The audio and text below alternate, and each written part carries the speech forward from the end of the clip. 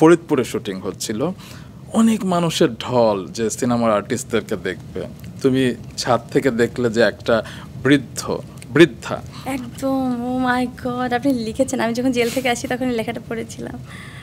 একজন বৃদ্ধা ধাক্কা ধাক্কিতে পড়ে যাচ্ছিল, তুমি ছাদ থেকে, রাইট, তুমি ছাদ থেকে নিচে নেমে সেই জনসমুদ্রে নিজেকে ঝাঁপ দিয়ে সে বৃদ্ধাকে উদ্ধার করেছিলে, তাকে ভেতরে নিয়ে এসেছিলে, তাকে চেয়ারে বসিয়েছিলে, তুমি নিচে বসে তার হাতে প্লেট দিয়ে আমার শুধু তুমি মনে সেই হচ্ছিল সে আমার ভাত নানির বয়সে মাখিয়ে, ছিল, তো আমার যখন নানি মারা গেছে তো ওই বয়সে ছিল, তো আমার শুধু মনে হচ্ছিল আমার নানি, হ্যাঁ আমার মনে হচ্ছিল আমার নানি কি পড়ে যাচ্ছে, মানে আমি ওই ফেসটা দেখতে পাচ্ছিলাম।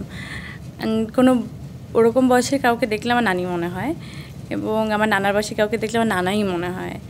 সো আমি কাউকে আলাদা করতে পারি না। এবং তুমি ভাত মাখিয়ে হ্যাঁ, তাকে খাইয়ে দিয়েছিলে। সেই সময় তার চোখের যে আনন্দ অশ্রু ছিল, সেই জয়নবের আনন্দ অশ্রু কিন্তু তোমাকে অনেক শক্তি দিচ্ছে। তুমি হয়তো জানো না কার কার শক্তিতে তুমি এখন বেঁচে আছো কিংবা ভালো আছো।